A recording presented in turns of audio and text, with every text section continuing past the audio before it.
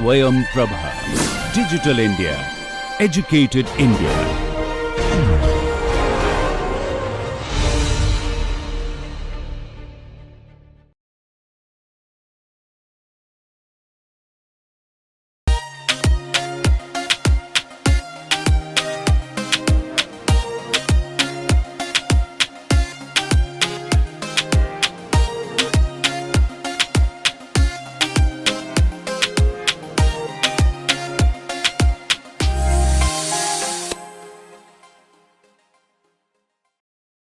Good morning and welcome to this first lecture on vibrations of plates and shells.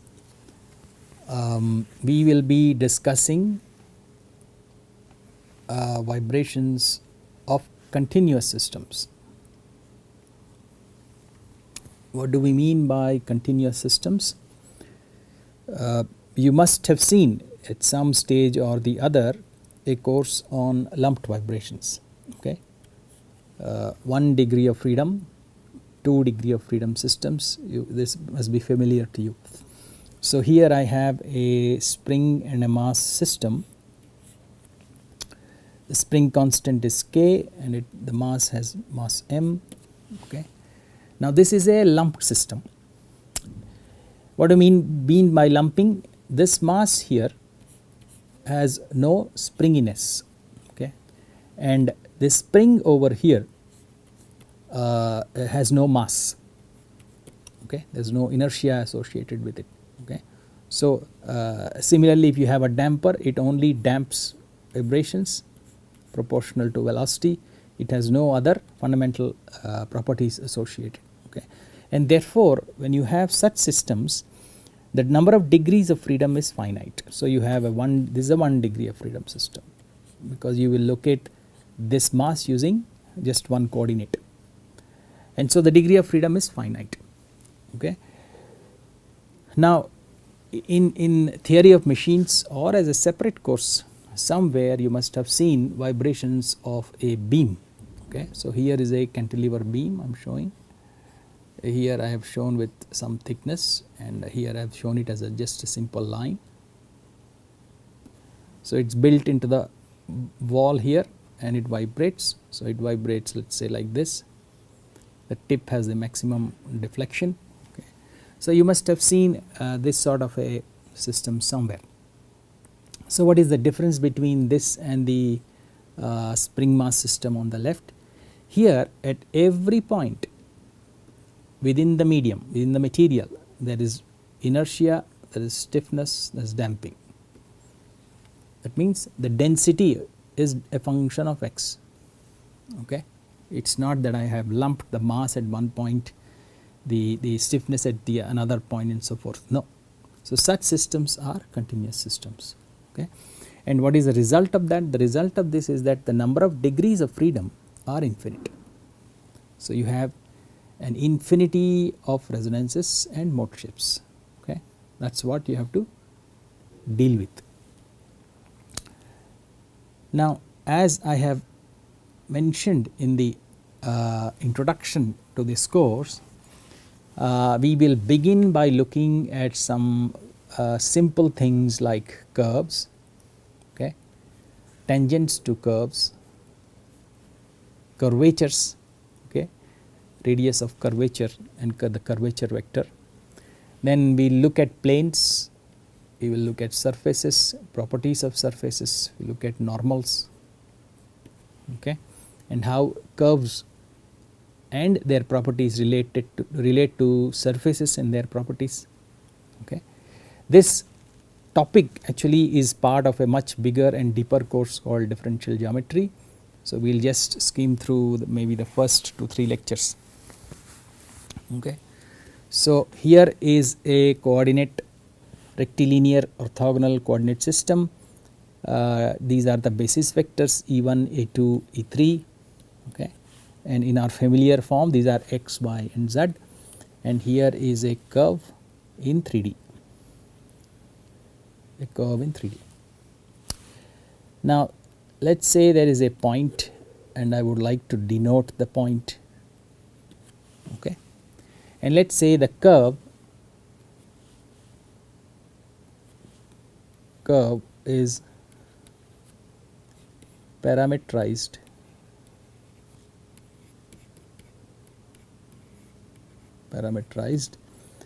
in terms of a real variable t.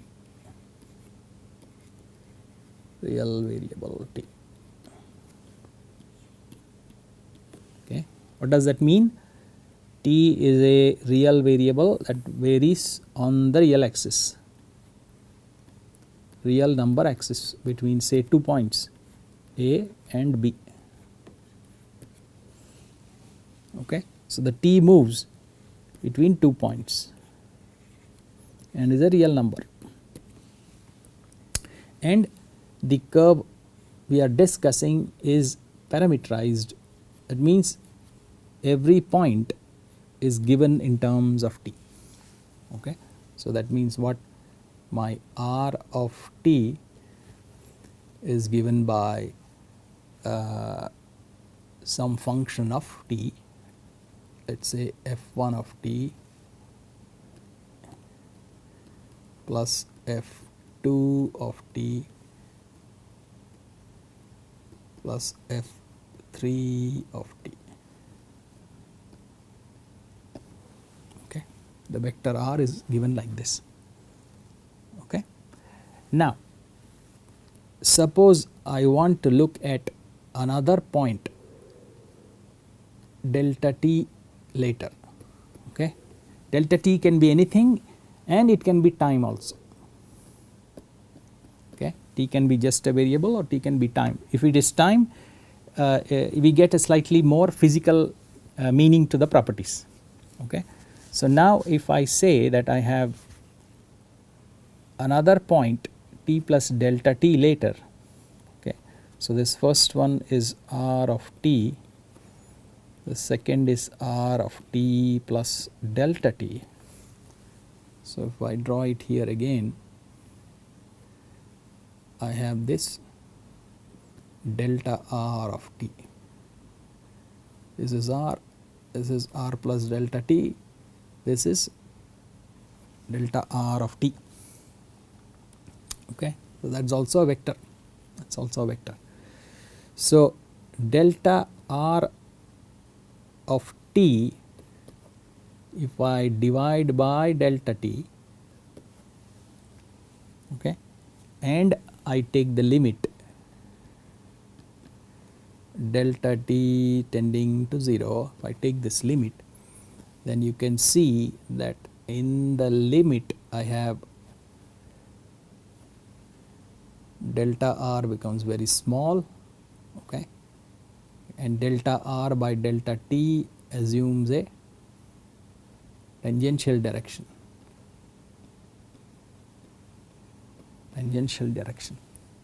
Okay, and it approaches what, dr dt, dr by dt. The value approaches dr by dt. Now if t is taken to be time, then dr dt becomes velocity. It is tangential to the curve and it is physically the velocity. Okay. Now in here we have this arc length. Okay, we have this arc length and we have this chord length. Okay, so the thing is, what is the arc length? What is the arc length? What is the arc length? Okay, we'll arrive at it from the chord length idea. The chord length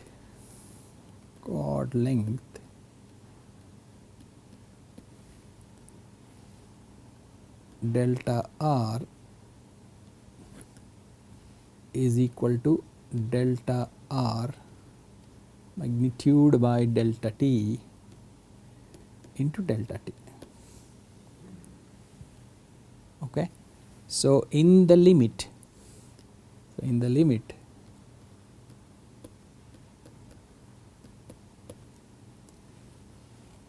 this is equal to r dot of t into delta t,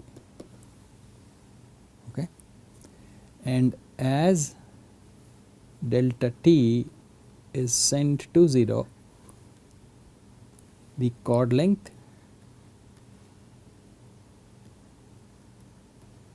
approaches the arc length.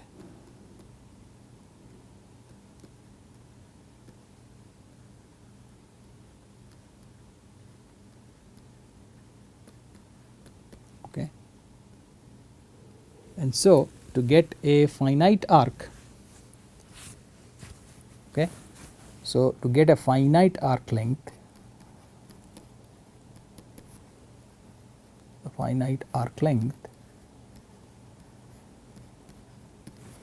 what we do is limit n tends to infinity summation, let us say I goes from 0 to some n minus 1 delta I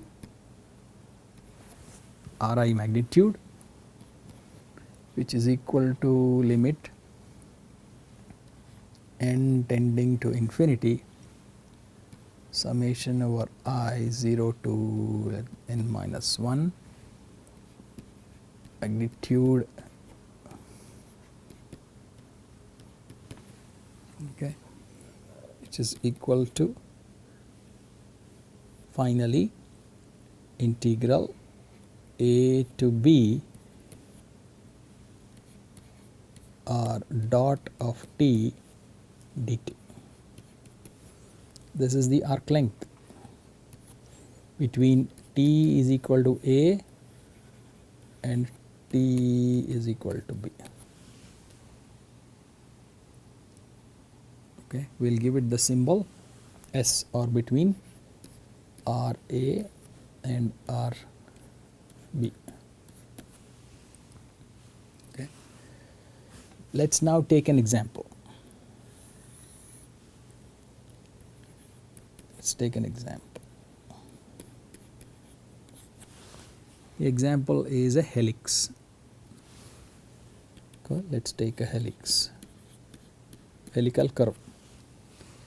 The R of t is given by cos of t I plus sine of t j plus tk. Okay. This helix is parametrized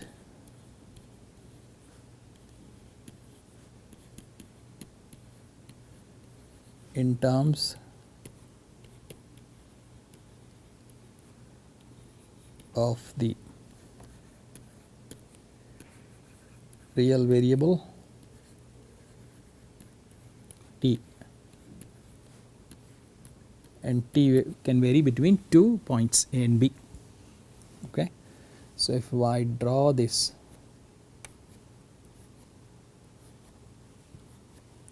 how does it look?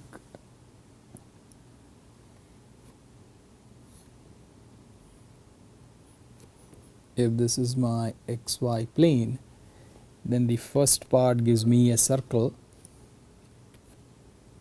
Okay, the first part gives me a circle, whereas the k part gives me a progression in the z direction. So, I get a helix like that. Okay, I get a helix like that. With t increasing, it moves like that. Okay. So, now I can talk of r dot of t, okay, which is minus sine t plus cos t plus k. Okay. and this describes the tangent at every point on the curve. Okay. And so if t happens to be my time, if t is my time, suppose, okay, then the magnitude of r dot is equal to the square root of r dot of r t dotted with r of t, which is equal to square root of sine square t plus cos square t plus 1 is equal to root. So this is the speed. This is the speed at any point. Okay.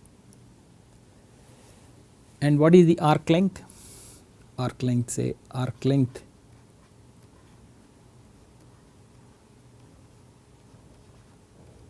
in one circle, okay, 1 2 pi rotation. What is the arc length?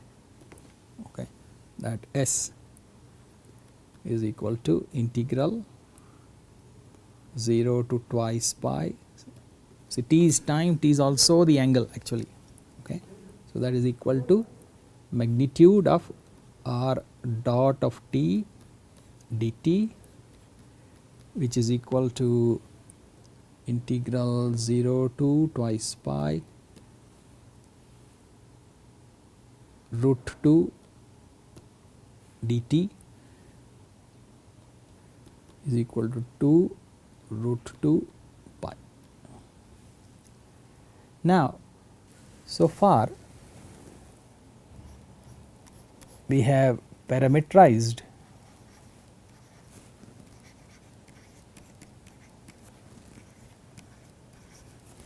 in terms of a real variable t. Okay, t could be anything. What we are going to now do is parameterize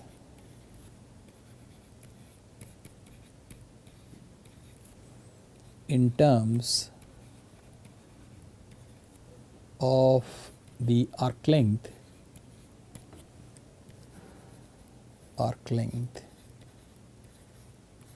S. Okay. So what is arc length? Arc length S between points t equal to 0 and t equal to t, let us say, is 0 to t, magnitude of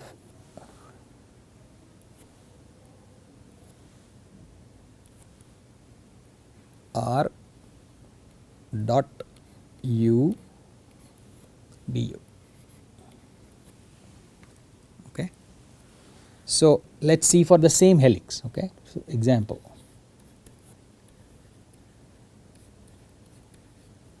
For the same helix, which is what? Which is initially in terms of t cos ti plus sin tj plus tk, okay, at t equal to 0, r of t is 1I. Okay. So the arc length between t is equal to t0 and t is equal to some t is what the arc length is. S is equal to integral 0 to t magnitude r dot u du is equal to integral 0 to t square root cos square u plus sin square u plus 1 du. Okay, that gets me integral 0 to t root of 2 du is equal to root 2t. Okay.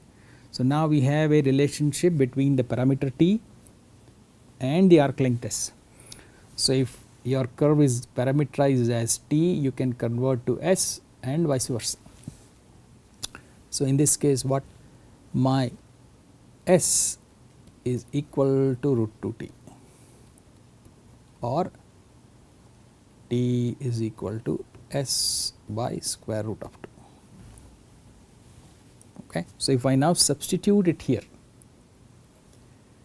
substitute it in the expression with t, I get my r hat of s is equal to cos s by root 2i plus sin s by root 2j plus s by root 2k. Okay. The reason I take this, put this extra hat on it, is because the expression itself is different. And I put s instead of t. Here I have cos d, here I have cos s by root 2. The form is different. Form has changed. And so I put a hat on it. I put this hat here. Okay. So now the curve is parameterized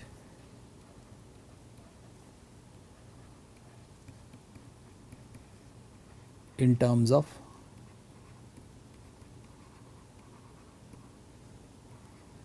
arc length,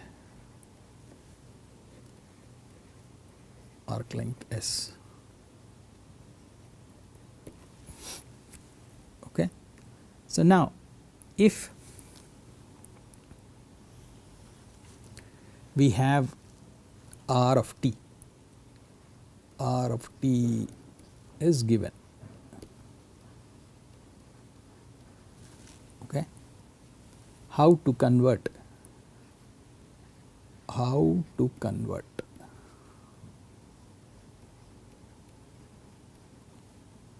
to a function of arc length.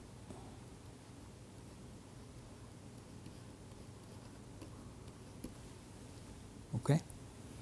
My s is equal to integral 0 to t magnitude r dot u du. Let's say that is f of t. Okay. So now we solve for t from s. We have s is equal to f of t, and we solve for t. Solve to t is equal to g of s, let's say. Then we substitute. Okay. Then we substitute for t and get r hat of s is equal to the original r of g of s. Okay. Okay. So now there's some interesting things here. So now s of t is known, written as 0 to t r dot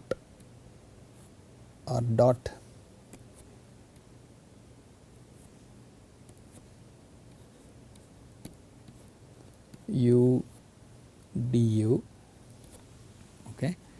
Now we take the derivative, it's a function of t, so we take the derivative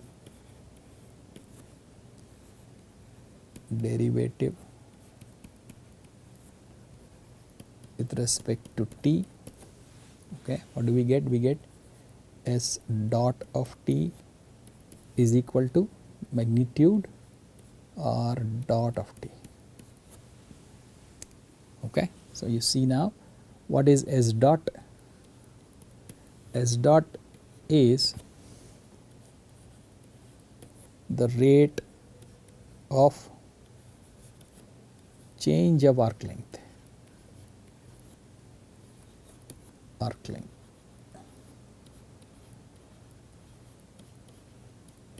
And r dot of t was velocity vector. So r dot of t was velocity vector, the tangential velocity vector. And therefore the magnitude is indeed the speed, which is s dot of t, the rate of change of arc length. Okay. Now the question we ask is, if this is how the curve is, and let's say from here to, let's say here, this happens to be my delta s and this happens to be my delta r. Okay, so what is r hat of s d by ds, right? What is this? This is the limit as delta s tends to 0, delta r by delta s. Okay, so now as this goes to smaller and smaller values, let's see, as my arc becomes smaller and delta r becomes smaller and delta s becomes smaller, delta s and delta r magnitudes approach each other. The numerator is a vector, denominator is a scalar, so this approaches my t, which is the unit tangent vector.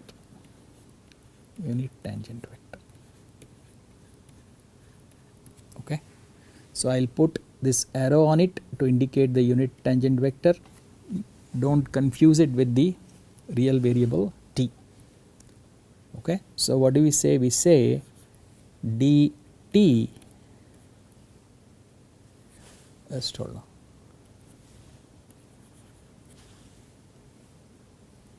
Okay, so we have the unit tangent vector t. Now what we do further here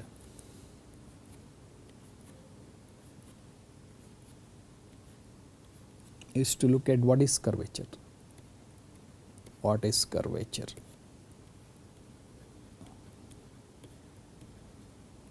Or radius of curvature.